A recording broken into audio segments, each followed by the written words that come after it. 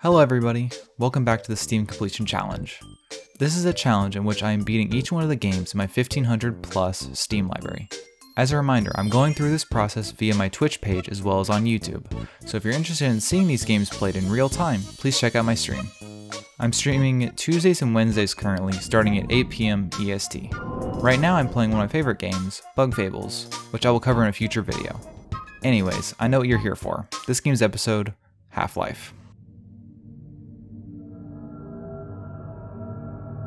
For those who've been living under a rock for the past decades, Half-Life is one of the most influential first-person shooters of all time. Not quite as huge as the likes of Doom or Quake, which pioneered the first-person shooters into the serotonin-filled experiences that they are today. Half-Life, on the other hand, was a shooter to nail down 3D in the late 90s. Most importantly, this is the first game made by Valve, which immediately brought worldwide attention to them. They would go on to create some of the most recognized franchises in the 2000s before focusing entirely on their marketplace/app for games, Steam. This game of course got a sequel and plenty of side games based on its world, but today we will just be playing the original. I will say that this game does seem a bit dated today in terms of graphics, but just because a game is pretty, that doesn't mean the game is all that good. There are plenty of eye candy games out there, and it's okay that this isn't one. If you are desperate for this game to be visually enhanced, there is the Black Mesa fan-made game on Steam, which is a faithful recreation of Half-Life 1. Anyways, onto the game itself and the basics of the gameplay.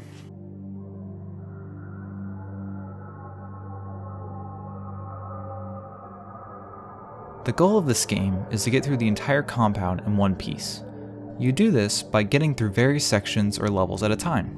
For the challenge, I am just getting through the main game until the credit sequence. As I mentioned, Half-Life is a single-player first-person shooter. Like other first-person shooters, one of the most important things is the movement. The movement in Half-Life is extremely consistent.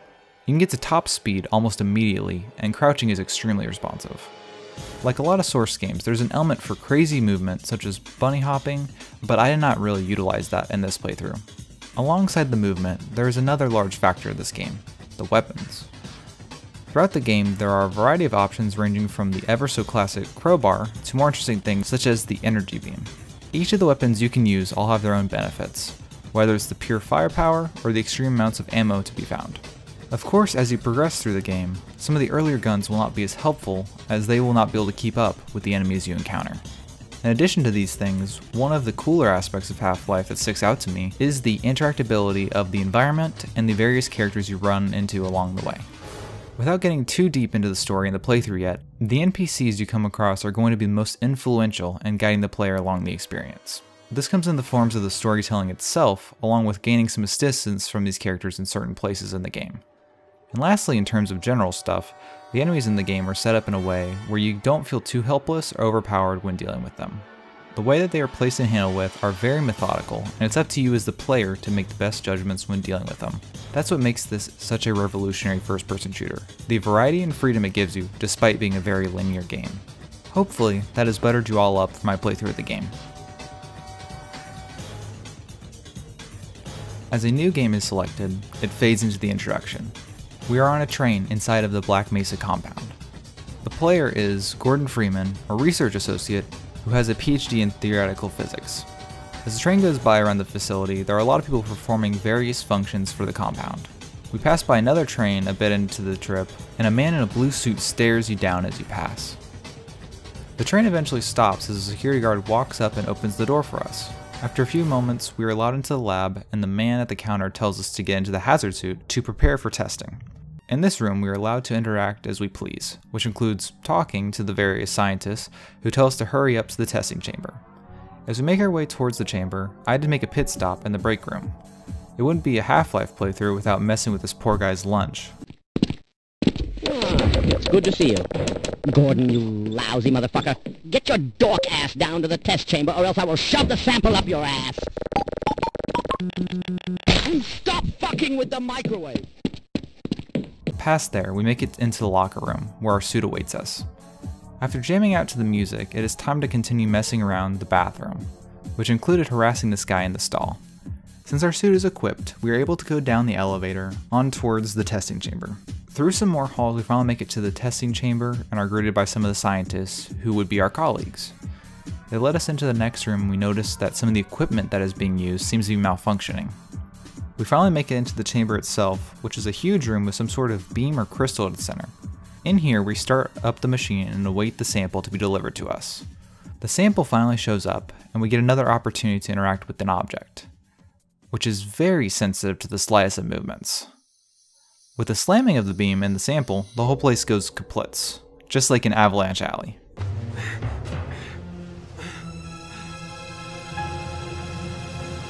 Oh, shit. As the beam goes crazy, we get teleported into an abyss, and then we are brought back to the lab before once again being sent to a weird slug world with all sorts of alien beings. We can now head back from the way we came with the whole place on high alert. We ride the elevator back up to our colleagues, who are relieved to see that we are alive. We get our call to action here as one of the scientists tells us that we need to call the surface for help. After some dodging and weaving, we come across the first enemy, the head crab, which is a spider-looking creature. We can't do anything to this yet, so we have to run away from it. Thankfully, not long after that, we get our hands on the trusty crowbar and can progress. As we break into the elevator shaft, we see our colleagues plummet from the elevator, which was pretty metal, not gonna lie. Anyways, we go up the ladder on the left and meet with the next enemy type, the infected, which were once people, but have been taken over by the head crabs. A lone security guard assists us with his gun and helps deal with the infected. One of the main interactions between the NPCs of the game is the ability to request for them to help you and give you backup. You can dismiss them as well, but for now we will take all the help we can get. Because my health was so low, I relied quite a bit on this guard to take care of the enemies we come across. Friends like you, man. Thanks. You too, buddy. Going back through the base, I eventually get some more health from one of the dispensers. From there, we make it back to the front of the lab and go into a vent to progress further. I witness a man having a seizure, and I rightfully put him out of his misery. We also get more health after watching a guard try to get it himself. Thankfully for us, he dropped his handy pistol. With our first real gun, we can really take care of ourselves better. These weird looking worm things are the next batch of enemies, which are easily dispatched. We quickly assist the scientist before spotting the man in the blue suit again. One of the aliens shows up, but thankfully he isn't crowbar resistant. After some searching around, we finally go into the water system and crawl around to get to the other side. We have to flood the pipe to get enough height and get out safely. The swimming function in this game is pretty good, but sometimes it's a little stiff. Going further, we come across an elevator and we activate it to go down. On the way down, there are a lot of falling head crabs that try and get some cheap shots on us. We are able to dispatch them from a distance with our pistol when we get to the bottom. Another interactive thing down here is the boxes, which can be broken to sometimes reveal ammo and health.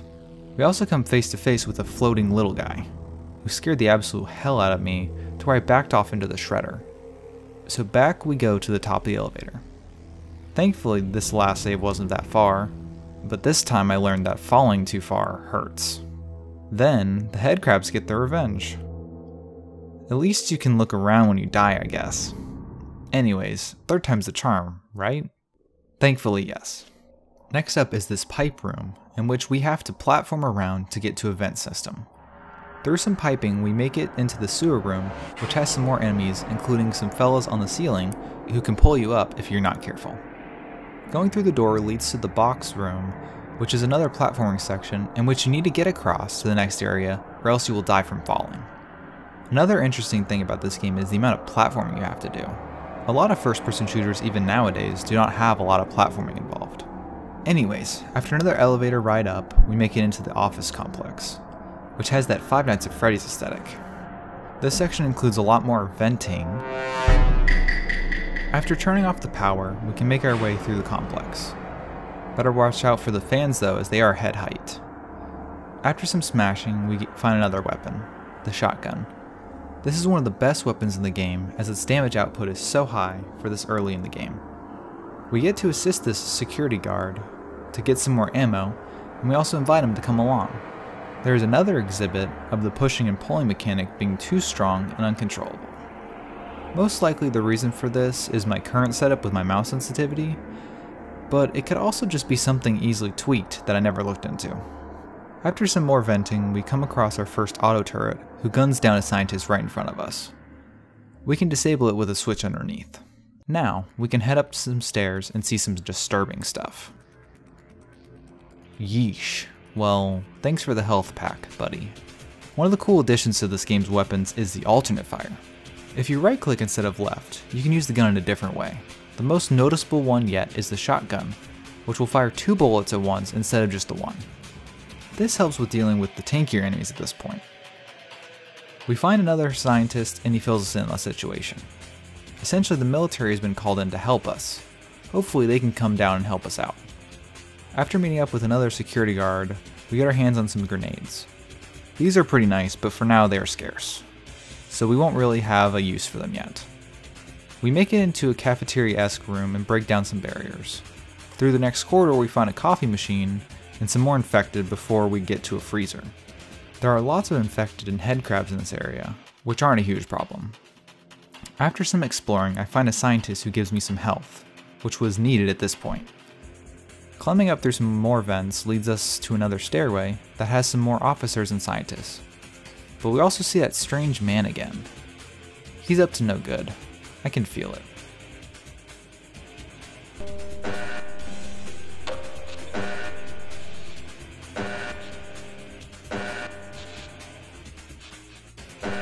Ah, dang, the elevator's still out.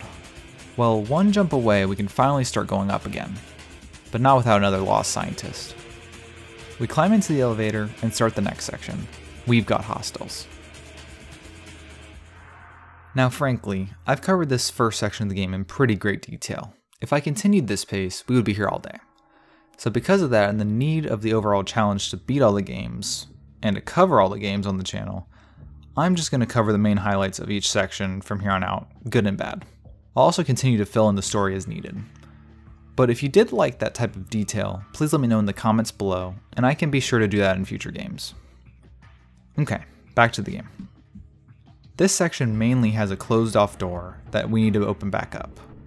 Going around, there's an introduction of tripwires, which will blow up or alert automated guns. It takes some effort to block them, but we pass. This section contained a lot of these automated guns and tripwires, so you get used to all the dodging, but apparently not wet floor signs. Well, we learned our lesson, but not from explosives. Essentially, everything everywhere is trying and is able to kill you at a moment's notice. Even on the medium difficulty, this game does not hold back its punches. We eventually make it out of that death trap, and we find one of the soldiers who was sent here to save us. But what's this? Why are they firing at me? This ought to be a mistake, but at least I get a new gun to play with. Going up the elevator, it looks like it wasn't a mistake. These guys really want me dead. Well, there's no choice.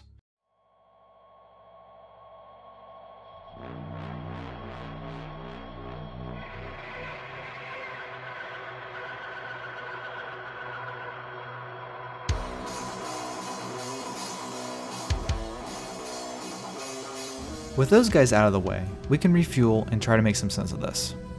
However, they didn't really say their motive to me between shots, so we just need to continue onward as originally planned. So now we get to the surface. Is that a helicopter? Okay, well they mean business. A ton of enemies are getting airlifted into the base, and frankly there's not really a way to get rid of them, so I gotta go back down. We haven't quite lost them, but what is that sound?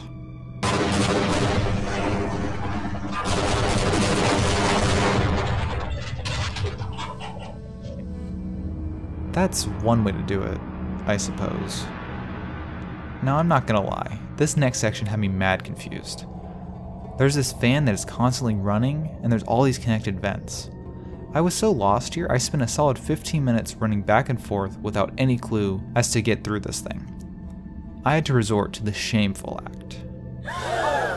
That's right, I had to resort to a guide once again. First Crazy Taxi, and now this. I'm just so ashamed. Just kidding, frankly, I don't really care for the purity of it all. I try my best to get through the games on my own, but needing help is okay.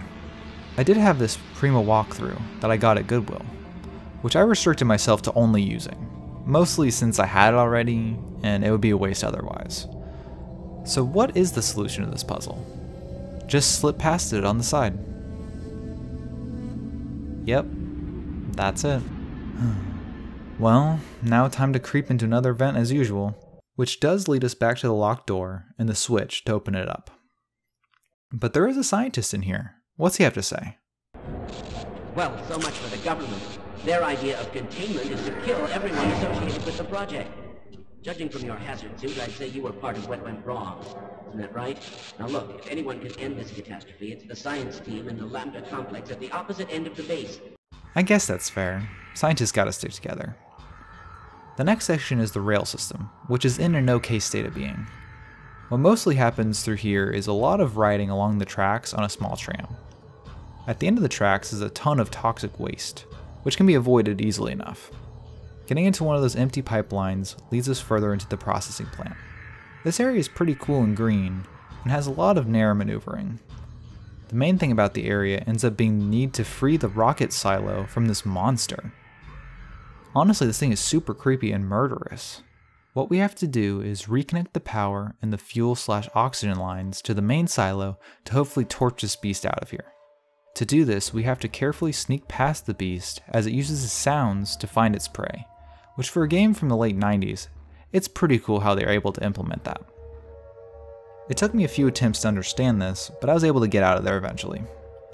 Nextly, we have to infiltrate the lines to get the rocket back to being functional. Part of that is breaking this pipe and going into the sewage system. And then we have to restart this giant fan, which is apparently strong enough to boost us through the roof. That concept didn't throw me off or anything. And there, oxygen and fuel are back on. For the power, we had to go down this elevator shaft. This place really is just a glorified death trap. After a few more puzzles and timing challenges, we have the power connected. Now to turn on the rocket.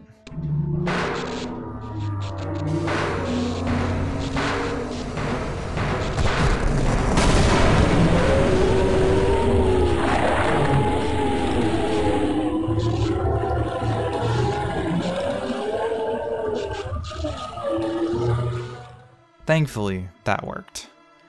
Now we can progress further where that monster was sitting. Quickly in here we get the next gun, the Magnum, which is a high damage pistol with a few shots. It's pretty good overall. This next part has us go underwater till we get to the hazardous river. We just go around this on some pipes till we get to the opening on the other side. Now we can continue in the base. But not until this monster shows up with literal flamethrowers for arms. This thing is not supposed to be killed by our puny arsenal. Instead you have to run away from it and deal with it later once the track is online. So now we head to the generator room to turn back on the rail for our escape. But this place is under military control at this point, so there are a lot of obstacles to get there. There's quite a few levels to get to the actual switch, part of which is swimming in these infested waters with these creepy fish things. After unclogging the generator, we can get the whole thing back online. But turning it on alerts the military of where we are, so now we have to get past all these hordes before we can get to the tram again. But unfortunately there is another small step we missed, which is turning on the generator for the area itself. We have to do this while being chased, but thankfully this thing had a weakness all along. A little bit of lightning. Good job! We get to a checkpoint with a guard, and he gives us some important information.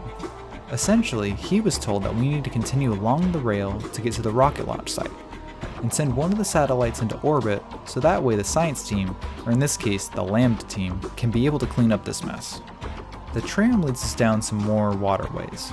This section mostly consists of getting on and off of the tram at certain points to progress to the rocket site. There were a few times where a switch would be pulled to clear the track for the tram to go through, but for the most part this whole section can be done on foot by dodging the rail lines for the electricity damage. One of the more interesting sections in this part was where the aliens and the military were fighting each other. Another interesting thing was this random armored turret that you had to get to the side of to take out the gunner. It felt like cheesing it, but whatever, it gets the job done. Going past some blast doors, we make it to the other side of the rocket room into another tram section. Just like before, we ride the tram around and stop when needed. like at this rocket turret. How rude.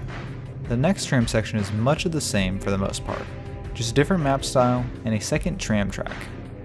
We eventually come across an elevator in which we have to blow up some boxes using a remote detonator, which is a cool concept to implement here. That section really serves to activate a lift for the tram to continue upwards. Eventually we get past another armored turret and find our way outside. Out here we see some guys chatting. Let's listen to what they have to say. So, who is this guy, Freeman? They say he was at Ground Zero. Science team? You think he was responsible? Sabotage, maybe? Yeah, maybe. All I know for sure is he's been killing my buddies. Oh yeah, he'll pay. He will definitely pay. I think that counts as self-defense. On another note, I really like the transition to nighttime here. It really puts a time frame on the whole mission. Gives the world a little bit more depth. Now we are at the rocket launch site finally, with just a few more baddies to go until we can launch the sucker. We also get to look at this cool globe. But now it's launch time.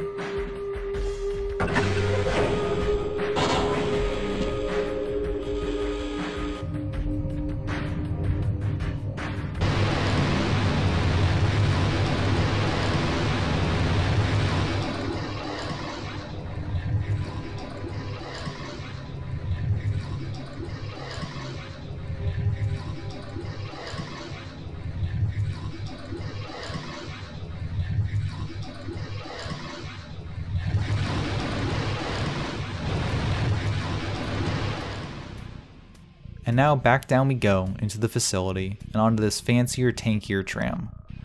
This one instantly crashes, of course, as we are derailed by the military, and now we have to get through this flooded area. Doing so isn't too terrible, as long as you don't die from drowning. After some swimming, we come across a room with a cage in the middle and this huge monster swimming in the water. Problem is, our guns don't work underwater, so we need to find a solution. After climbing up, we can get into the cage where a tranquilizer gun, or crossbow, sits. Thankfully this works underwater just fine. After a few direct shots, the beast is slain. We can now go through the next area, which is a bit more of the same, with more water sections that require the crossbow. Eventually we meet up with another scientist who recommends we go into the older parts of the complex where the security is not as good. So we start our trek in the icebox into the depths of the complex once again. Freeman, right?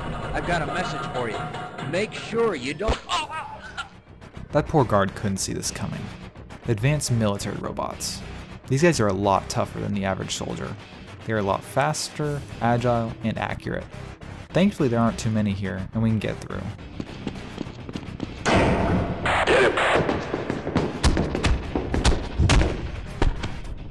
So, we get dunked on and trashed. The military guys who found us really want us dead, so we have to Star Wars our way out of the trash compactor. Good thing no one wanted to watch to see if we died or not. As we shoot out, we are only left with our crowbar, so now it's back to stage 1. But at least the military isn't on the hunt for us anymore. So all we need to do is sneak around the complex again, but without any of our good guns. During this section there was a lot of machinery to get through, but not too many enemies to fight. One point of interest was this conveyor belt room. It was quite a puzzle to get through as everything looked so samey and had conveyors going all throughout the place. I spent a fair minute there until making it to the chomping room. Beyond there we ended up in a pen full of aliens, which was a part of a testing/research center of aliens that the scientists were looking at. This section becomes a rescue mission, as we need a retinal scan to open the main doors. The only people with that authority are the scientists hidden in this lab. Throughout the section, we get our hands on a lot of gear from before, but with a lot less ammo. There are a lot of heavily powered aliens who show up, but they can be taken down after some high-powered shots. We also get this high-powered beam, which becomes one of the strongest weapons in the game. Eventually we find all the scientists who can help us out, and we have to escort them to the main lobby so they can let us out and on to the next area. After he lets us out, he warns that the military has complete control of almost everything, and that we need to get to the Lambda complex where the last of the scientists are. Well, he wasn't wrong about that. After a bit we come to this bridge which is heavily guarded and has a helicopter patrolling it. So we have to swim in the water and go down the river into another entrance. During this whole section, we have to be on the lookout for the helicopter, as it's always circling ahead, waiting for us to pop out. The tentacle monster also makes a reappearance, but thankfully it's a lot easier to avoid here than earlier. To get through this section, we have to open a hatch that leads back underground. The hatch itself is also guarded by a ton of landmines, which will kill you in one hit. After finding the wheel to open it up, we can make our way inside. The hatch leads to the side of the mountaintop, where we have to make very tight jumps and take out a lot of enemies with minimal cover. Even better, the helicopter comes back to do some more harassing. Thankfully, someone left behind an RPG, and we were finally able to get rid of this nuisance. After a celebratory teabag, we continue on up the mountainside. Through a pipe, we can resurface once again, but this time we are inside of a military outpost with plenty of soldiers and even a tank. Once the tank is taken care of, we can keep moving forward. The next major section we come to is this bunker. This place has become a complete war zone, with alien invaders also here. Who are you? I'm what you might call an illegal alien. Anyways, this section has a lot of traps to avoid and enemies to deal with. What we end up needing to do is get on top of the bunker and get inside. The bunker is booby-trapped all throughout, and one wrong move blows up the entire compound. So through a lot of determination and careful movement, we get through the bunker's defenses. Now below the bunker, we get our hands on an alien weapon, which is a heat-seeking device with unlimited ammo. It's a pretty good weapon, but isn't nearly as strong per shot as some of the others we have. We continue running about as destruction ensues around us. The next notable thing is this arena area, where aliens and military spawn in fighting each other and us. There is a seemingly constant flow from both sides into this area. We managed to find a way through this section, going through hordes of both armies. We end up going through this building from the top. Clearing the building isn't too hard, and rescuing a guard grants us passage to the next point of interest, which is this parking garage with another one of those tanky aliens from way before. Like before, all we can do is run away back outside. Here, we learn that the military is falling back, and the panel in front of us can launch airstrikes in the area we are in, which we can use to our advantage to get rid of that tanky alien and help us gain access to the next area. Once we destroy the debris, the airstrikes go rampant and we run back to shelter. Everything is falling apart as everyone is trying to evacuate from the alien invasion. But being the one-man army that we are, we can continue to kill aliens and make our way through the base to our goal. Next, we make our way back into the water tunnel system and have to swim around in the infested waters. Thankfully, we have our crossbow to take care of the underwater threats. Getting out of the tunnels, we are back in the war zone with some tanks and plenty of soldiers. But they aren't that big of a deal in the end. Next up, we finally make it into the lab, but there are radiation leaks everywhere we look. It also doesn't help that the military and the aliens both have presences in here still. Before getting into the lab itself, we have to go down into the elevator shaft and fend off against a couple more aliens.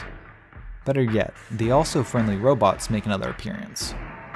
Like before, these ones are pretty tough to deal with in groups, especially with how agile and accurate they are. After a few more fights, we finally see one of the Lambda team scientists. He tells us that we need to go into the lab so we can restart the reactor and get to the teleportation chamber. He also says that we probably know more than any one man should. So, yay us, I guess. Anywho, in the lab we are given another energy weapon that looks straight out of Ghostbusters. Unfortunately, as we go down another elevator, it looks like this lab is in shambles as well, as aliens are all over the place. Thankfully, there are still some scientists still alive, who recommend to flood some of the pumps down here to flood the reactor. So we do just that.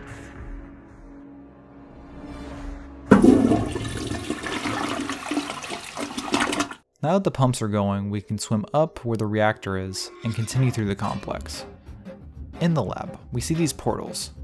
Essentially the way they work is you can go through in the orange one and come out the green one, but not the other way around. This section becomes a where does that portal lead to puzzle, and it really just took a bunch of trial and error to make it to the desired goal. After a good while, we make it past the teleporters and to the final lab of the game. Essentially, what the scientists know is that there's an all-powerful being on the other world that the portals connect to. To stop the invasion on Earth, this being must be destroyed. And it's up to us, because we made it this far, I guess. Anyways, it's time to teleport over. As we were preparing to teleport, we were given one more addition to our suit.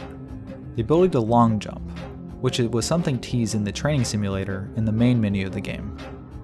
To activate the teleporter, we must defend one of the scientists while he starts it up. This ends up being fine, but we have to deal with a ton of flying monsters who come out of the portal. Now we have arrived on the alien planet of Xen. This place is pretty weird and tall, but with the newly acquired long jump we can make our way down to the surface. We have to go through the planet and try to find the boss of it all. In searching around, we are teleported to the lair of Gonarch. Gonarch is this huge spider looking thing. This guy is ridiculously tanky. You're going to burn through a ton of resources to get it between phases. But after enough patience and ammo, he is mortal after all. Once you've killed Gonarch, we get teleported again to another planet. You have to get below the surface to get yourself up on the tallest spire. From here you climb down to get to the teleporter in this area. The next world we hop onto is one with all sorts of the hardest enemies in a bunch. We have the tentacles again, the huge beast tank, plenty of smaller tank enemies, all while I'm on low health, forcing some weird play to ensue. One thing I would like to note here is that there have been blue pools of water around each of the planets of Xen. It doesn't specify this in an in-game way, but if you stand in those pools, you will regenerate your health. I didn't learn this until looking at the Prima guide, but that is why in these sections I am on the verge of death 90% of the time. But here I am on that world using the pools to their potential. With my health restored and the guide looked upon, I make it out of that world without any major issues. We spawn inside of a facility of some sort this time. This place is littered with all sorts of Xen species. To progress around, we ride on conveyors and elevators, just like when we were still on Earth. Just as before, we go around blasting enemies and resetting on deaths. After going up some more elevators, we find yet another teleporter to go through. This liminal space that we come to is different than the others, as it only houses a red teleporter with scattered rocks serving as stepping stones. Once we go through, we see the Nihilanth, aka the boss, baby. Here. Take this. It'll explain everything. What do you want me to do with that? I want you to suck it. But yeah, this is the final boss of the game right here, the all-powerful being. This whole sequence is us getting teleported to various rooms, and we have to get to that room's teleporter to get back to the main room with Mr. Baldwin. Essentially, to do damage to this boss, you have to shoot the glowing crystals on the side of the room. This instantly makes Mr. Baldwin mad and sends us to another one of his mischievous rooms. This repeats a couple times until you return back to see his cranium open up on top. From here, we just have to insert lots of ice cream to give him a good old brain freeze. And with that final cookies and cream rocket, we have beaten Half-Life. Now that we are in the credits, we can see the ever-elusive man, the G-Man, and are given an ultimatum. Join him and his employers, or die. The funny thing I want to mention about this whole end sequence is the fact that the first time I actually defeated the boss baby, I died as he did, leaving me dead, but I could still look around from the ground, which included the end cutscene as well. I let the whole cutscene play out and watched as I lifelessly didn't accept the G-Man's employment offer. Overall, Half-Life was a pretty good experience. The combat was tight and the controls were responsive. I will say, a lot of the puzzles that I got stuck on could have easily been solved if things that were breakable were more obvious. There were a couple times I would look up the playthrough guide in the Prima book just for it to be like, break the obvious looking grate and go down the ladder. Instances like those were the most frustrating because it would end up making you feel stupid rather than the aha moment you would expect from a puzzle. However, that is my only real gripe with it as a whole. The story was good, the voice acting, although dated, was not distracting from the experience either, and the combat was satisfying. But what does this game offer you through Steam? Well, for starters, this game does not have any trading cards or achievements. You can use remote play for this title, but I feel like that is common among most Steam games. The main appeal to getting this on Steam would be due to the many bundles that it is a part of. For starters, the game itself runs for $9.99. You can get it in the Valve Complete Pack, which has 22 titles included. There's also the Half-Life Complete with 8 titles, and finally the Half-Life 1 Anthology, which has 4 titles. In addition to all the options, The game as well goes on discount pretty often, usually with 90% off or more during Steam sales. So you can usually get this game for $1 or even less when you pick up one of the bundles when they are on sale too. After 11 hours of playtime, I was able to beat this game. There are other games in the franchise and add-ons to this game specifically, but I will touch on the ones that I do have at a later date, since they count as their own games on Steam. Thank you all for watching this episode of the Steam Completion Challenge.